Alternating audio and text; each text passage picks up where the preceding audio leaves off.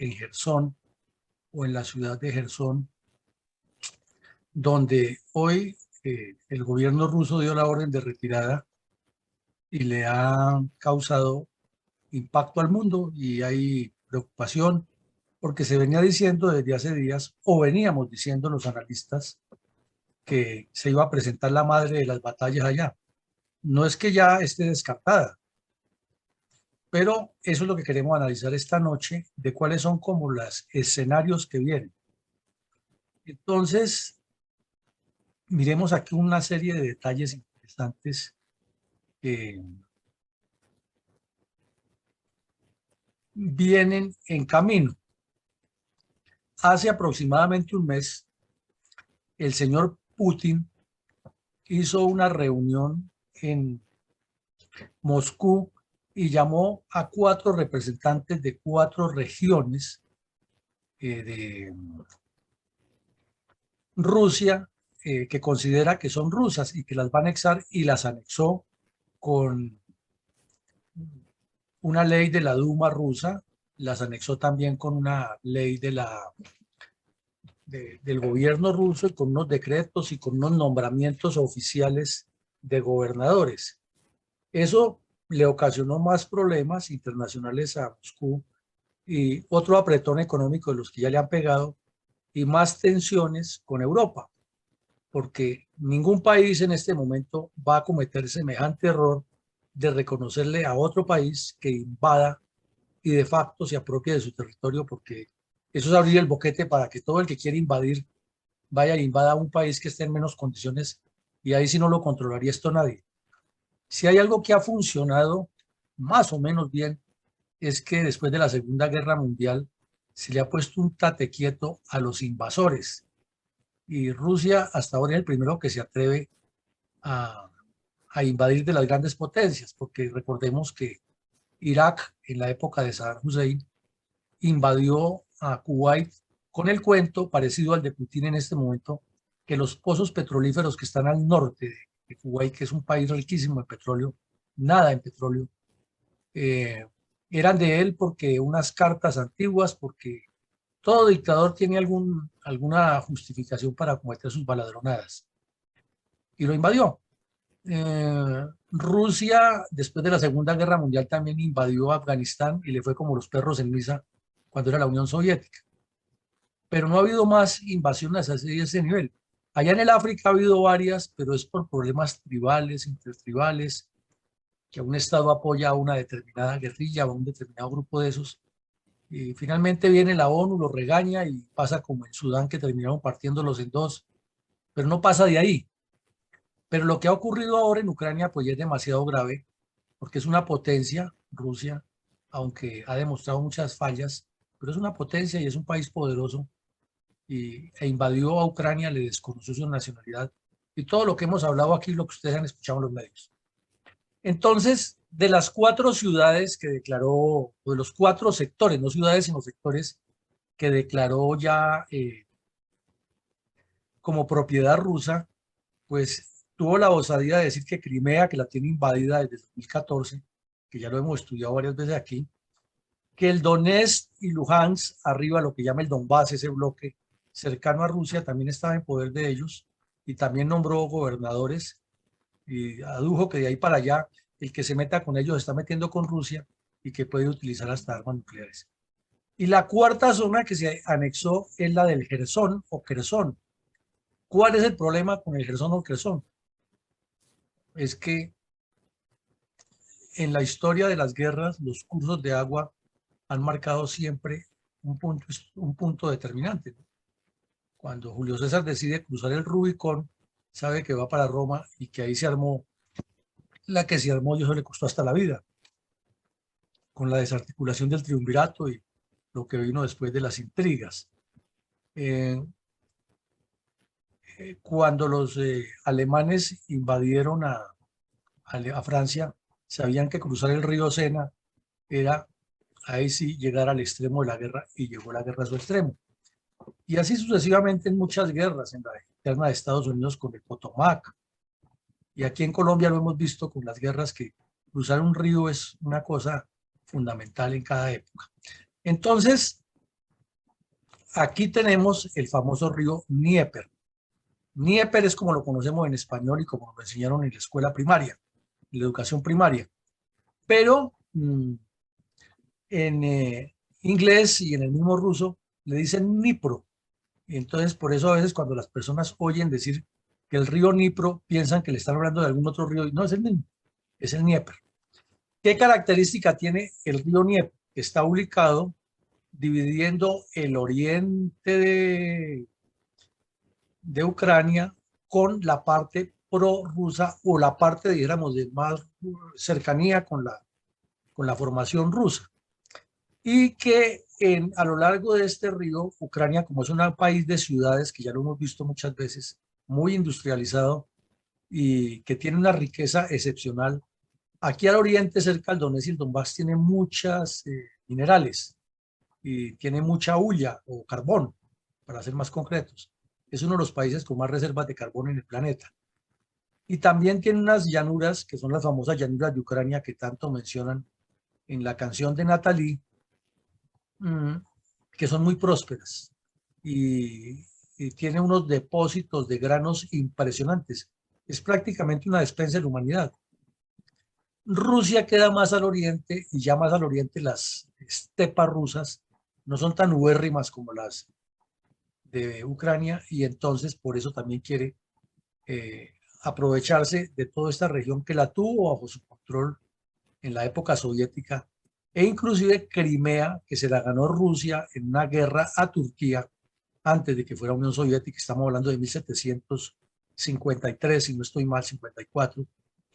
Entonces se anexó Rusia a Crimea y la perdió Turquía por siempre. Recordemos, Turquía queda aquí bajando por el Mar Negro hacia el suroccidente. Entonces, ¿qué ocurre? Que Crimea queda en poder de Rusia y como Nikita Khrushchev era ucraniano, pues él estaba ya metido en todo ese régimen soviético. Todos eran de los mismos, pero él quería naturalmente a su tierra y en un decreto, en una decisión presidencial, un todopoderoso como él, simplemente hizo que la Duma soviética aprobara que Crimea pasaba a propiedad de Ucrania. Y así pasó. Y entonces cuando el señor Putin sube al poder, él lo exterioriza, él no ha ocultado nada, él es como todo bandido, él dice lo que quiere y si se descuidan lo hace y se la dedica a los demás. Entonces decide que Crimea tiene que ser de él y espera 14 años hasta que pegue el zarpazo y se la lleva. Luego aprovecha, como lo vimos aquí en las primeras videoconferencias, que en la zona del Donbass hay mucho prorruso y que allá hablan más ruso que ucraniano, pero son personas o eran personas que mientras nadie las alebrestara, estaban diciendo estaban viviendo en un país industrializado, un país con tendencia occidental como Ucrania, con corrupción, eso sí, parece que la manejan los colombianos, los políticos colombianos, con una corrupción alta, pero un país muy próspero. Entonces la gente rusa en el fondo no se sentía que estuviera siendo discriminada en Ucrania. Pero este señor comenzó a meterse con la educación, a hacer la táctica comunista. Él no es comunista, pero conoce muy bien la táctica soviética y la hace y entonces los va convirtiendo y en el 2014 se inventa lo que llaman una operación de falsa bandera o falso positivo y se apropia de esa región con una supuesta rebelión que hay y se desata una guerra civil y Ucrania que todavía se está recomponiendo porque a pesar de su riqueza y su potencialidad, su productividad, no tiene una institucionalidad fuerte, ha padecido primero una dictadura de cuando se acaba la Unión Soviética de una persona que era prosoviética, luego logran con el apoyo de Estados Unidos y Europa nombrar su primer gobierno más o menos, y luego vuelve y aparece un pro Putin, ya no comunista, sino pro Putin, y le organizan unas marchas y lo derrocan. Y esas marchas son la justificación que tiene el señor Putin para invadir a Ucrania, perdón, a Crimea, y promover la independencia, entre comillas, del Donbass. Entonces, ¿en qué terminamos ahí? ¿En qué termina ese enredo? Que se desata la guerra con todo lo que ha pasado, que hemos analizado aquí, ustedes lo conocen, y finalmente el señor Putin toma la decisión de lo que hablamos ahora de las 4 provincias que él se anexa unilateralmente y que el mundo le niega. Entonces, al mirar el río Dnieper, vemos que como es un país de ciudades industrializado, con una facilidad muy importante de carreteras y con una riqueza hídrica grande, entonces es un país que produce mucha energía y tiene energía eléctrica, energía nuclear, sobre todo aquí en Zaporilla y arriba al noroccidente, como sabemos, en Chernobyl, que no se resolvió, y tiene otras plantas pequeñas de energía nuclear, todas dedicadas con fines industriales y de apoyo, en especial a la agricultura. Y esta cantidad de ciudades que están aquí, todas dependen naturalmente de puentes. Entonces quiere decir que si vamos a hacer una operación militar de avance de tropas, las tropas pueden avanzar, como decía Napoleón Bonaparte, hasta donde sus estómagos se lo permitan.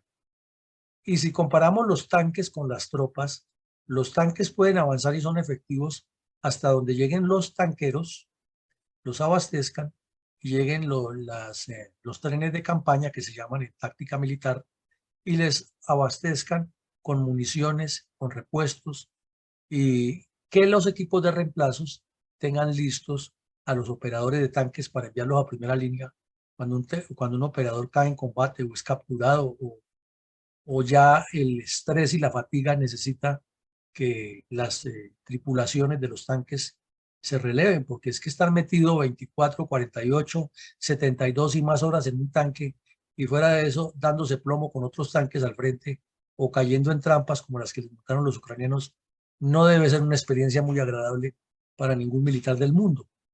Entonces todo eso hay que preverlo, pero Putin lo que pensó, de acuerdo con lo que él deducía, y con el mal informe de inteligencia que recibió, no porque él sea una persona incapaz ni porque los demás sean incapaces, sino por el temor que él ha sembrado dentro de sus asesores de que palabra de mi Dios y lo que diga Putin es, y entonces nadie le dice que no, nadie se atreve a contradecirlo por temor a que lo maten, que es la misma mentalidad que tenía Saddam Hussein y que tenía Hitler y Mussolini y todos los que llegan en ese nivel de control del poder. Entonces la gente va cogiéndole un miedo reverencial que se vuelve colectivo. Entonces llegamos aquí al caso de que primero Ucrania hace unas maniobras muy interesantes que parecen recomendadas por los israelitas. Sobre todo les recomendamos a ustedes estudiar esa maniobra que la hemos resaltado en CNN varias veces, que es la adición. Eso parece una operación hecha por el general MacArthur. Es, como diría el mismo MacArthur, magnífica y característica. Es montarle, vamos a poner el ejemplo que Izium queda aquí, este es el frente de Izium, es montarle todo un ataque principal aquí al frente con el apoyo de artillería y lo que hubiera de fuerza aérea para apoyar, que no es mucho, y comprometerlos en este sector y hacerles un envolvimiento por la retaguardia y golpearlos en sus puntos lógicos de refuerzo. Aplicarle lo que enseñaba Sun Tzu. Si usted quiere destruir al enemigo, vaya, quémele los graneros, quémele los depósitos y lo deja muerto. No tiene necesidad de matarlo. Él se muere solo.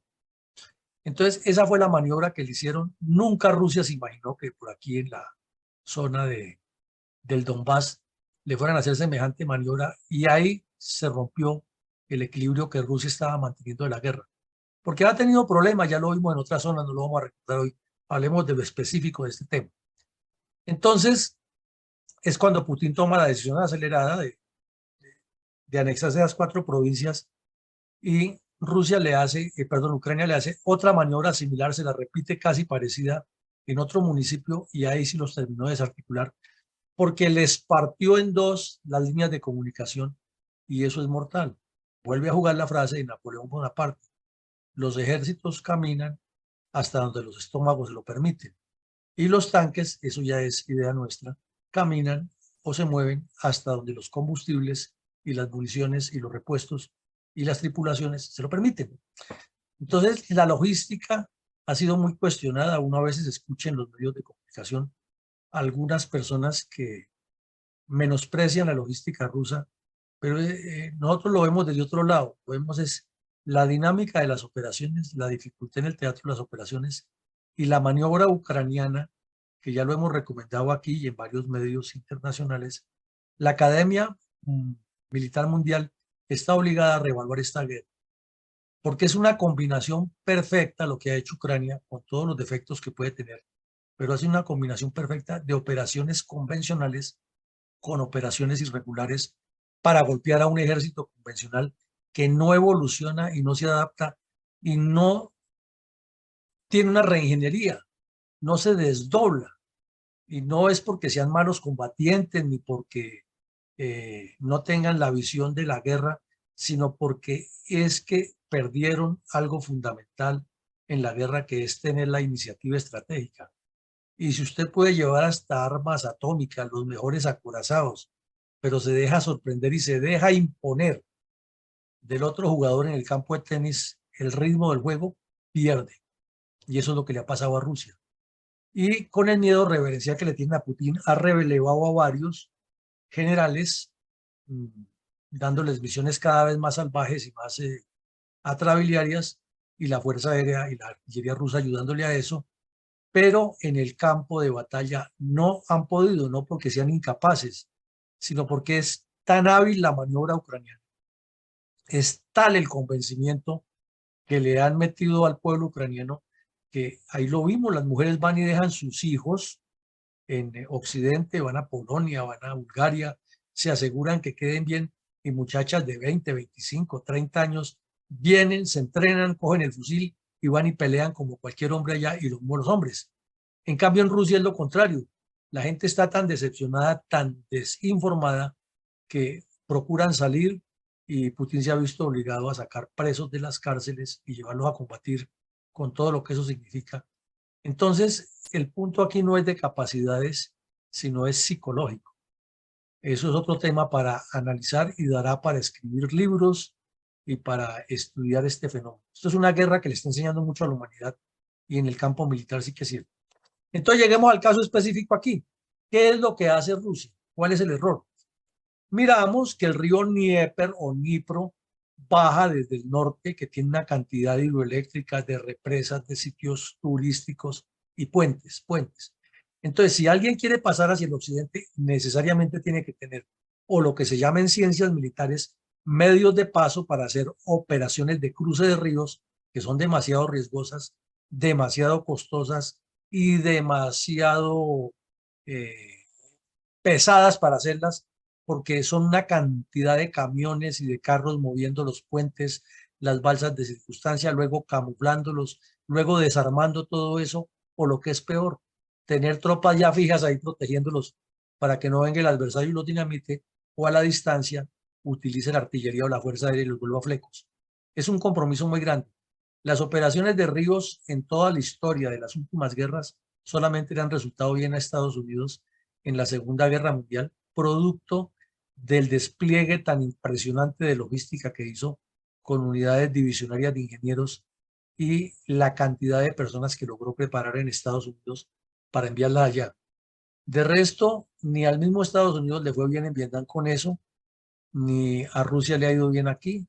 En la guerra de Afganistán no tuvo que utilizar las tantas, pero también donde utilizó puentes de circunstancia o medios de paso no le fue muy bien. Entonces, esa es una realidad que se sabía.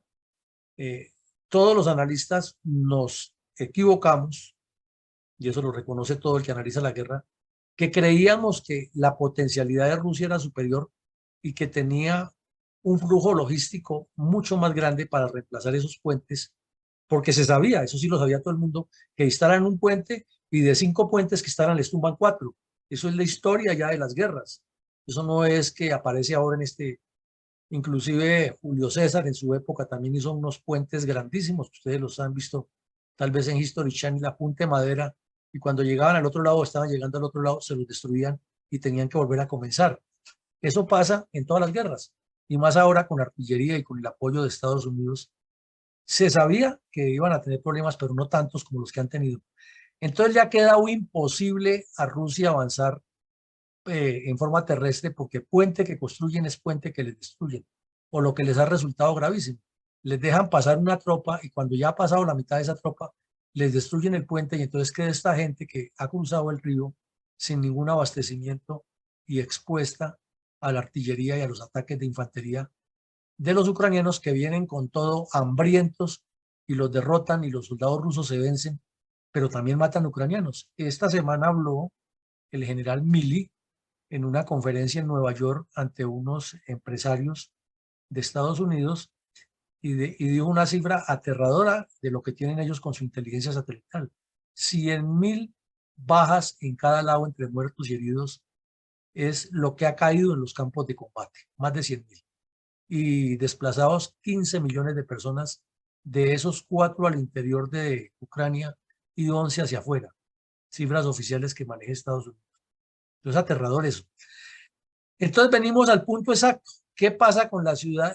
Que la zona de Kherson o Gerson queda al oriente del río Dnipro, el río Dnieper, y que al occidente está la zona urbana o la capital de esa región, que es una ciudad muy valiosa.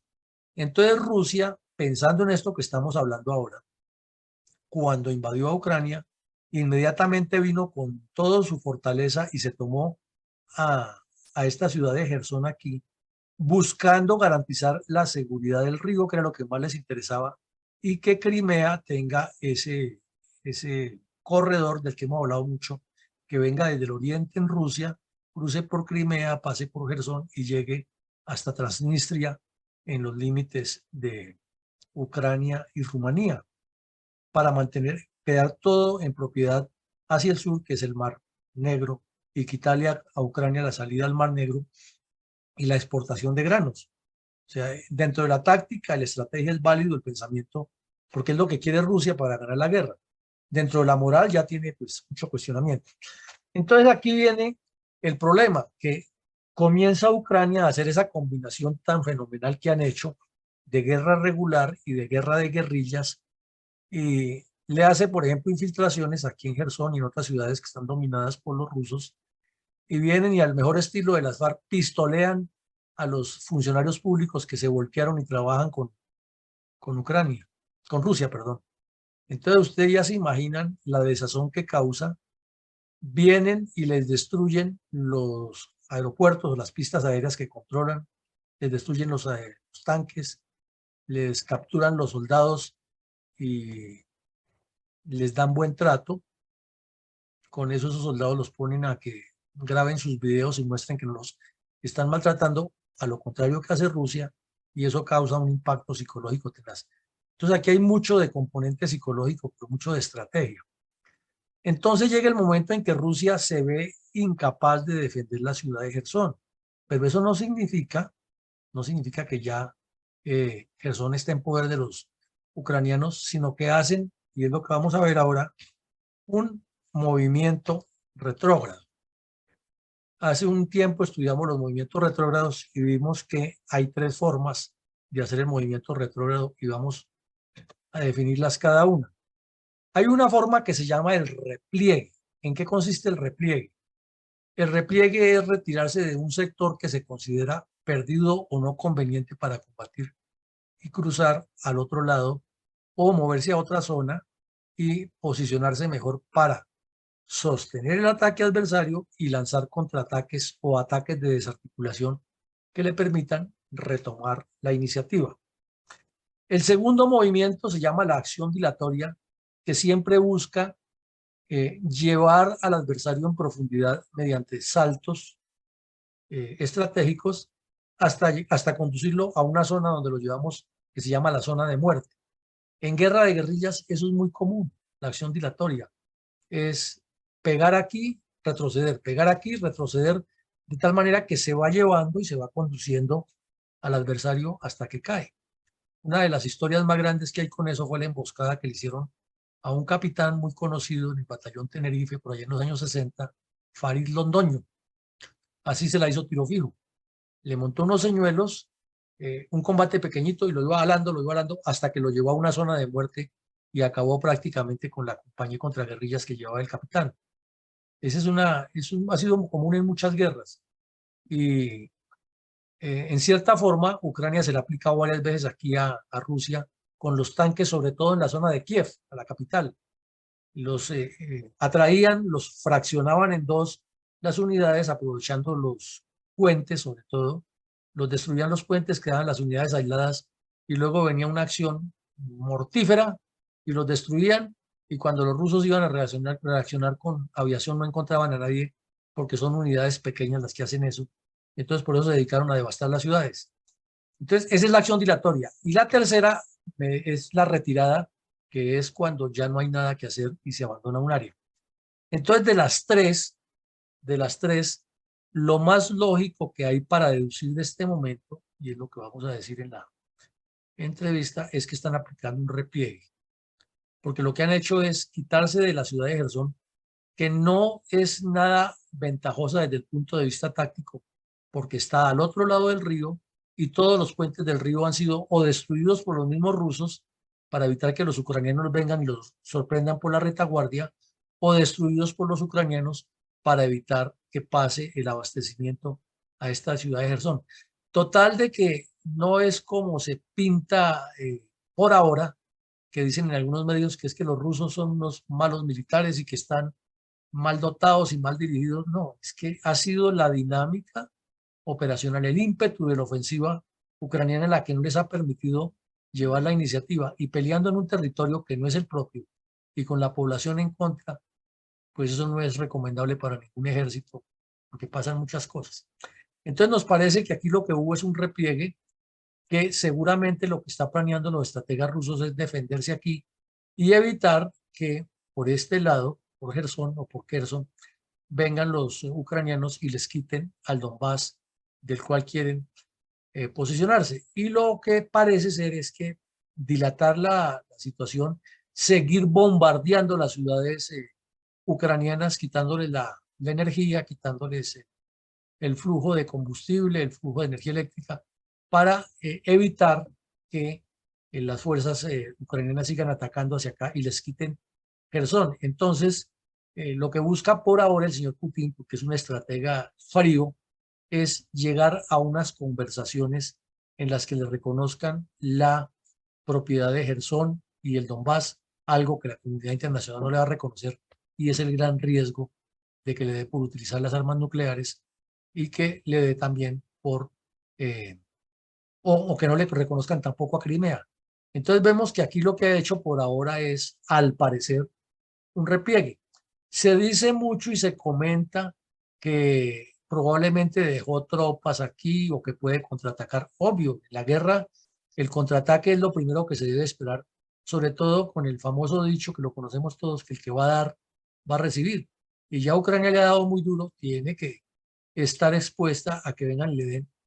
Y que a lo mejor el señor Putin planea entre sus objetivos, y lo veremos en estos días, es que a esta ciudad se va a convertir en un blanco de bombardeos aéreos impresionantes, habida cuenta de que él ya mismo tomó la decisión de decirle a los rusos que se salieran, o a los prorrusos. Y los que no se salieron, entonces dirá, a eso les pasó por no salirse, y ustedes saben que él es una persona capaz de hacer eso. Entonces, miremos ahora desde el punto de vista de la estrategia militar. ¿Cuál es el propósito de hacer un movimiento retrógrado? ¿Qué es lo que busca una tropa o un estado cuando hace un movimiento retrógrado? Porque es incapaz de sostener un terreno, o porque no lo considera que es el mejor terreno o el más adecuado para estar ahí, o porque hay que llevar las tropas a otro teatro de operaciones donde sea más efectivo. Es preservar la integridad de la fuerza, es que no se la destruyan. Entonces, dentro de todo este ejercicio, siempre hay unos elementos que en táctica militar se llaman los DDC, destacamentos dejados en contacto. Entonces, aquí lo que está haciendo el señor Putin, si dejó gente, que posiblemente la dejó por razones de inteligencia, de logística y de información, etcétera, son destacamentos dejados en contacto. No sabemos el nivel, como tampoco sabemos dentro de su plan que hayan hecho es cuánto tiempo prevén sostener un nuevo BODAC aquí al oriente del río, un nuevo borde delantero del área de combate aquí al oriente del río Dnipro, o retroceder definitivamente en una defensa de área hasta llevar a las tropas ucranianas a un sitio donde las puedan destruir, y por qué no, si llega el momento de utilizar un arma nuclear táctica aquí en este sitio. Entonces son las posibilidades que hay que mirar, porque todo hay que ponerlo sobre la mesa. Ahora miremos este mapa. ¿Qué es lo que se juega ahí? Aquí este mapa ya nos muestra mucho más claro. Las famosas llanuras fértiles ubérrimas de Ucrania son todo esto, todo esto.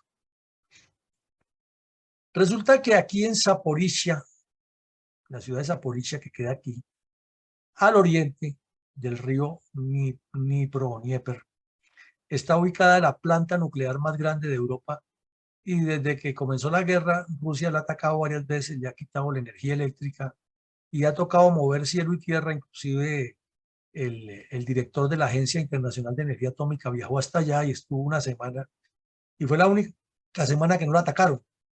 Y él recomendó sobremanera que no se les vaya a ocurrir el salvajismo de dejar esta planta sin energía eléctrica porque los componentes nucleares necesitan una temperatura especial que donde se dañe puede ocurrir una diseminación de efecto nuclear y afectar a todo el planeta de una u otra manera.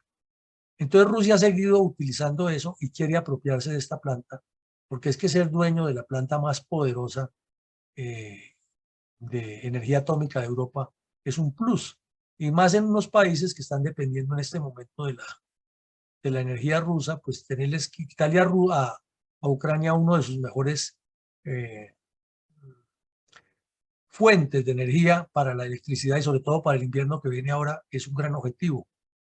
Entonces, no podríamos descartar que venga con todo y trate de tomar esa Zaporizhia antes de que venga el invierno. El gran problema es mantener esas tropas abastecidas porque las carreteras se vuelven intransitables por la nieve y los campos, las llanuras de Ucrania, se vuelven unos lodazales impresionantes. Entonces, por eso es que el señor viene y ataca a todas las ciudades y destruye la, las reservas eléctricas, les destruye las plantas de acueducto, las plantas de teléfono, quiere llevarlos a la miseria para someterlos por todas las formas. Entonces, al mirar aquí a Gerson, es que queda en un sitio súper estratégico, al occidente del río, prácticamente en la bocana del río Dnieper, sobre el Mar Negro, muy cercano al famoso puerto de Odessa y a la ciudad de Mykolaiv. Entonces, ¿qué ha hecho el señor Putin en estos días? A esta ciudad de Mykolaiv le ha dado como violín prestado enviándole aviación y cohetes de artillería para destruirle su infraestructura, y toda apunta a la cuestión energética, con el fin de evitar que no le llegue energía. Pero resulta que aquí le viene un problema gravísimo. Cuando él se tomó a Crimea, los ucranianos suspendieron aquí el paso de una bocatoma grande que trae el acueducto de agua dulce hacia Crimea, porque vemos que Crimea está en el mar y toda su agua es salada. Entonces se la quitaron y tuvieron muchos problemas esta gente aquí en Crimea para abastecerse de agua durante 8 años. Cuando Putin se tomó el poder, perdón, entró la guerra, atacó directamente a Gerson para garantizar que esa bocatoma volviera a surtir y volvió a surtir agua. Pero ahora que entraron los ucranianos aquí, entonces obviamente van a bloquear nuevamente esa bocatoma y se va a quedar todo Crimea sin agua dulce. Entonces es una lucha de quién convence a quién de que se pase para el lado de quién. Y vendrán sobre todo muchos ataques contra Gerson, y por eso no descartamos que en un momento de desesperación esta ciudad pudiera ser blanco de una acción atómica. O que Rusia se recomponga durante todo el invierno, trabaje muy duro y al comienzo de la primavera lance la contraofensiva cruzando nuevamente el río y venga con todo a atacar a Gerson y reclute más gente, porque está reclutando gente de todas estas regiones prorrusos o a la brava para que lo acompañen y se convierta ya en una guerra más civil que internacional. Entonces son un montón de escenarios que estamos viendo que se están dando allí. Y finalmente vemos aquí cómo poco a poco ha ocurrido. Esto es un mapa de hace ya unos meses cuando estaban atacando la ciudad de Mariupol, que escribió un capítulo de heroísmo increíble y finalmente se vencieron porque ya no tenían cómo seguir combatiendo, pero no le dieron el gusto al señor Putin de dominarla y siguen, pues en este momento está ocupada, ¿no?, por Rusia, pero siguen los rusos recibiendo ataques permanentes de comandos terrestres. Pero ¿cuál es el objetivo? Que resulta que si ustedes miran aquí, que es lo que les quería decir, el mar de Azov es un mar interior pequeño que se junta con el Mar Negro, y el Mar Negro es un gran mar interior que llega al Mediterráneo. Entonces ese es el escenario de lo que hay en este momento y es lo que les quería comentar. Ya se me está acercando la hora, entonces no tenemos sino 15 minutos para un par de comentarios. Coronel Alarcón, si usted le da la palabra a alguno de los asistentes que tenga alguna pregunta específica sobre esto, que es muy interesante. Muchas gracias, mi coronel. Sí, efectivamente, quien quiera intervenir, le ruego el favor de levantar la manita, o si no, lo hago alternativamente para efectos de aprovechar el tiempo. No sé, Rosita, si tiene alguna observación, y le damos luego la palabra a Eduardo Patiño. Adelante, Rosita. Gracias. Mi coronel Alarcón siempre me bombardea a mí de primera, ¿no? Bueno, pues mi pregunta es, mi coronel Villamarín, si esos movimientos retrógrados prácticamente obligados del ejército ruso por la actividad ucraniana no significan que se están debilitando en alguna forma los rusos y que pues están de todas maneras al otro lado del río, lejos de su frontera. No sé si tienen ayuda de los países limítrofes, como Hungría de pronto, que siempre ha sido como amigo de ellos, como, no sé. ¿Quiere decir eso que se están debilitando de alguna forma? Bueno, es que la guerra es el arte del engaño y del desgaste, Paposita. Eso sí, toda fuerza se desgasta. Cuando se hace el planeamiento de cada operación militar, siempre se hacen los cálculos de bajas y los cálculos logísticos. Y ya las guerras le han dado unas tablas a los ejércitos. Ellos saben, atacar una posición fortificada equivale a perder tantas tropas de infantería, equivale a perder tantos hombres, equivale a perder tantos tanques, equivale a perder tantos aviones. Todo eso está más o menos calculado en tablas. Entonces sí lo saben. El gran problema que tienen los rusos en este momento es que su industria militar se vio muy afectada por las sanciones. Entonces pueden fabricar 1000 cañones más de artillería. Listo, los tienen. Pueden fabricar las 100.000 municiones con que lo van a abastecer. Listo, los tienen. Pero no tienen los chips que necesitan ahora esos equipos modernos de artillería, porque no los fabrican ellos y no tienen la tecnología y están completamente bloqueados en el mundo para comprarlos. Entonces la industria militar de Rusia está trancada por eso. En segunda medida, la distancia para llevarlos, porque en este momento Ucrania tiene una gran ventaja logística, que es otro de los temas interesantes de analizarle a esta guerra, es que los materiales llegan de Estados Unidos, de Polonia, de Hungría, de Rumanía, de todas partes, aquí a la frontera, y tienen una gran cantidad de carreteras para llegarles para llegar a abastecerlos, y tienen distintos puntos de distribución y distintas formas de regalo en todo el oriente. Para Rusia se le complica más porque en la medida que los puentes han sido destruidos o las carreteras han sido obstruidas, casi que cada movimiento logístico es telegrafiado. Ya se sabe que es por ahí o por ahí, no tienen forma. No han podido controlar los ríos. En los ríos la han perdido toda, gracias a la acción de las guerrillas y de la acción sorpresiva de los rusos. Entonces no tienen un margen de maniobra muy amplio y por eso es que sus depósitos de municiones han sido golpeados. Entonces, en síntesis, se les ha afectado mucho. Han seguido produciendo, pero tienen las limitaciones técnicas y científicas, y por eso están recurriendo a que Irán les venda armas, pero Irán tampoco tiene una tecnología muy desarrollada y llegará el momento en que no tiene la suficiencia.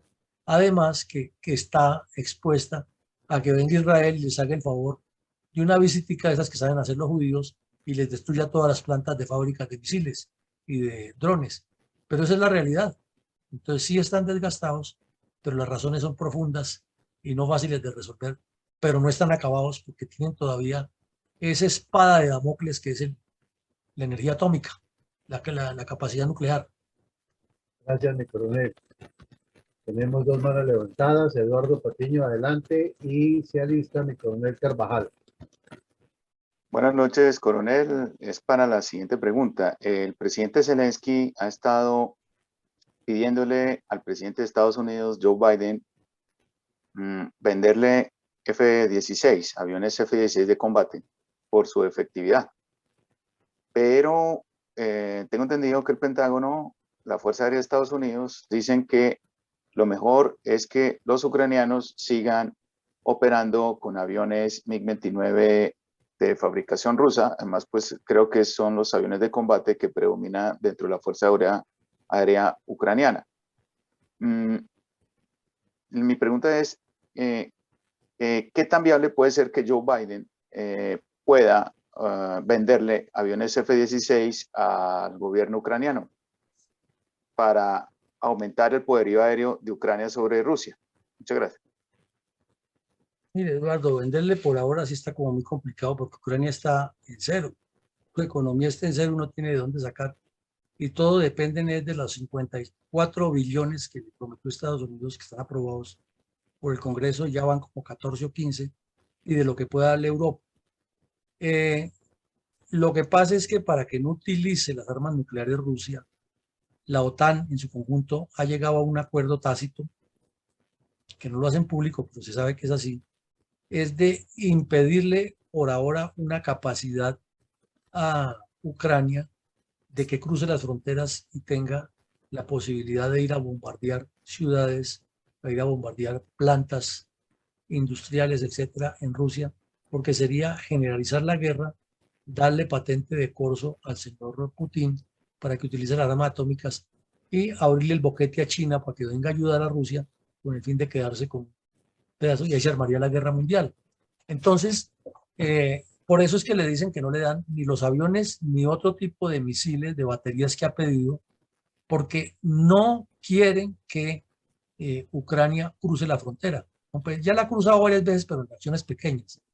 Pero al ritmo que va esto, como el señor Putin lo está haciendo, de bombardear permanentemente esas ciudades, y por ahora lo que le ha suministrado Estados Unidos es unas baterías misileras de seguridad antiaérea impresionantes.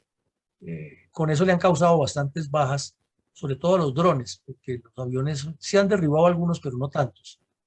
Pero llegará el momento en que a Ucrania no le queda otro camino que infiltrarse en territorio ruso, y eso lo venimos diciendo hace rato, e ir a destruir la artillería y la fuerza aérea rusa en tierra. Antes de que despeguen ya los destruyen. Y eso pues le puede traer otro tipo de reacciones. Entonces, como vemos en cada curso de acción que uno analiza, no es solamente que Ucrania tenga la capacidad aérea de ir a bombardear en profundidad con objetivos estratégicos de alto valor, sino que la misma dinámica de la guerra va cerrando las posibilidades, y Ucrania tiene en este momento una gran capacidad de comandos, sobre todo porque así los soldados no estén entrenados como comandos terrestres, están convencidos de que es la forma de salvar a su país y a menudo acometen acciones suicidas, y una de esas de ir y destruir una base aérea en tierra de Rusia podría significar una reacción catastrófica. Entonces ahí es donde está el problema. Mi coronel, se le acabó el tiempo. Coronel Carvajal, su última intervención, Gracias, por favor. Gracias, buenas noches a la sala. Gracias de destacar, ¿no? La brillante apreciación de situación de alto contenido estratégico que nos acaba de hacer el señor coronel Villamarín. Hablando en lenguaje figurado, se podría decir que el río Dnieper ha sido el comandante general de esta guerra Rusia-Ucrania. Gracias. Sí, mi coronel, tiene usted razón. El río Dnieper ha sido el factor decisivo en esa guerra, porque si recordamos, Kiev no cayó porque no fueron capaces de controlar ni el Dnieper ni el Desna, que es el que viene desde arriba, desde Rusia. Es un río que inclusive nace en Rusia y que desemboca en el Dnieper prácticamente en las goteras de Kiev. No pudieron controlarlo. Que por el sur las represas no pudieron, y las batallas que vimos aquí que hubo en el sur fueron impresionantes, sobre todo cerca de la represa esa que está aquí, a esta represa. Y que como Ucrania se parte realmente en dos, una parte más rusa hacia el oriente debido a la cercanía con Rusia. Entonces el río Dnieper se ha convertido en ese punto de división, dijéramos, figurada, del país, pero a la vez ha sido la traba que no le permite a Rusia pensar en más profundidad, porque tiene el gran problema de hacer el cruce de ríos, que es una operación demasiado costosa y que no garantiza que haber hecho el cruce de ríos se pueda cuidar, o porque va amarrando muchas tropas, o porque lo pone siempre expuesto al fuego de artillería, la aviación, o a las incursiones de comandos que cada vez son más letales en todas las guerras. Y aquí en Colombia lo vemos, las incursiones de comandos fue lo que llevó a la FARC al borde de la extinción, porque es que un pequeño grupo bien infiltrado hace más que 10 batallones en una maniobra pesada y costosa. Entonces sí, mi coronel tiene razón, Río Dnieper es un factor decisivo. Pues bueno, Listo, mi llegamos coronel, al final, esperamos que haya sido de su agrado este ejercicio.